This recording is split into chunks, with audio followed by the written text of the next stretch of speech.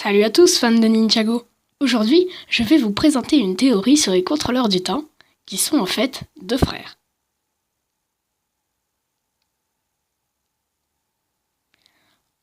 On a pu voir que Kai a découvert que Dr Sanders, guide dans un musée, est bien un contrôleur du temps. Mais qu'est-il arrivé à son frère? Ce tableau montre le combat entre les sensei et les jumeaux du temps. Les sensei possèdent les lames du temps qui n'ont bien sûr pas toujours eu leur pouvoir. Ce combat se passe au monastère du père de Wu et Garmadon à la fin de la guerre des serpents. Dr Sanders, alias Crux, veut retrouver son frère Achronix pour récupérer toutes les lames du temps. Voici Achronix. Oui, il est plus jeune que Crux pour une raison particulière. Je vais vous montrer une vidéo et je vais expliquer tout ça.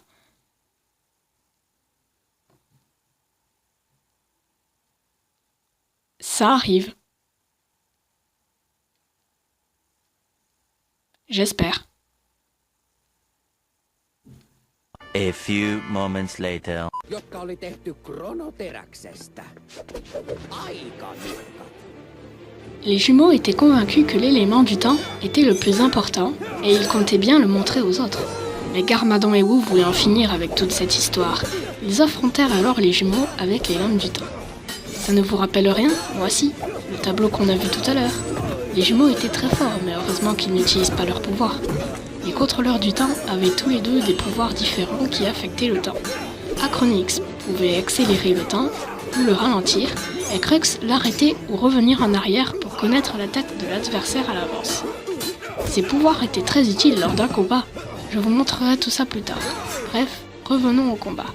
Je veux vous montrer un moment où ça devient très intéressant.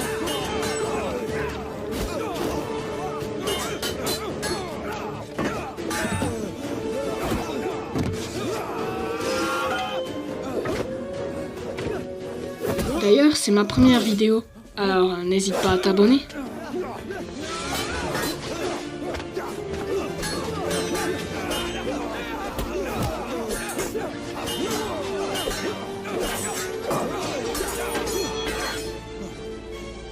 Alors là, les frères utilisent leur pouvoir pour anéantir Garmadon et Wu.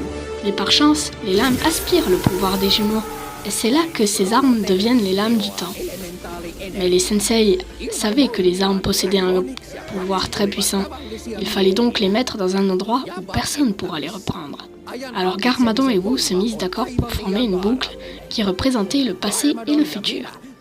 Ils envoyèrent la lame verte dans le passé et les trois autres lames dans le futur. Mais les frères ne veulent pas s'arrêter là. Ils décident d'aller récupérer les lames. Achronix va aller récupérer la verte dans le passé, et Crux va aller dans le futur récupérer les trois autres qui sont à venir. 40 ans après, Achronix revient avec la lame verte. Maintenant, parlons du pouvoir des lames. La verte est l'accélération, donc le futur. La orange, c'est pour remonter le temps, donc le passé. La rouge, arrêter le temps, et la bleue, le ralentir. Donc, une fois que Achronix avait retrouvé la lame, il pouvait s'envoyer dans le futur, c'est pour ça qu'il n'a pas vieilli. Les jumeaux se sont donné un point de rendez-vous très précis. Mais que sont devenues les autres lames? Elles sont encore un peu plus loin dans le futur. Elles sont donc à venir.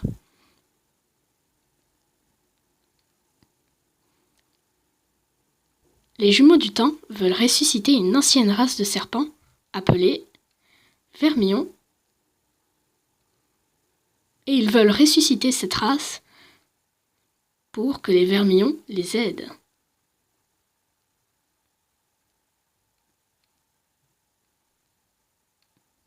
Mais pourquoi ont-ils besoin des lames? Je pense que c'est pour activer un immense robot qui pourra contrôler le temps, pour les faire avancer dans leur quête. Pour construire une telle chose, il faut un technicien. C'est pour ça que dans l'épisode 66, appelé Éclosion, les Vermillons vont enlever Sirius Borg pendant qu'il fait une conférence pour la montre Borg Watch. Ils ont besoin de lui pour construire des véhicules aussi. Mais que veulent faire les jumeaux? Pourquoi ont-ils besoin de ce robot? Pour détruire le monde?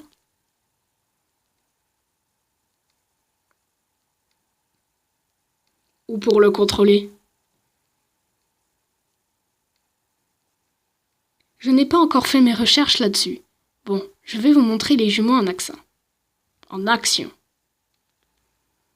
Vanhempanne taistelivat urheasti, mutta he kohtasivat vahvempansa. Acronix oli taitava soturi, parhaita mitä olen nähnyt. Hänen paras taitonsa kuitenkin oli eteenpäin liikkuvan ajan hallinta. Hän meni ajassa eteenpäin ja oli aina askeleen edellä ja vaikutti supernopealta. Hidas eteneminen voi kuitenkin myös olla vaarallista.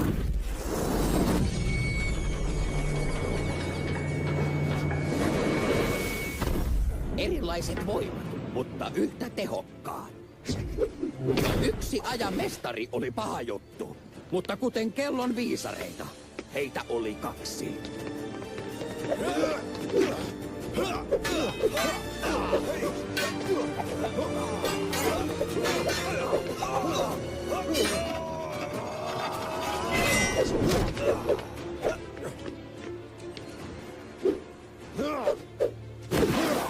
Craxilla oli päinvastainen voima.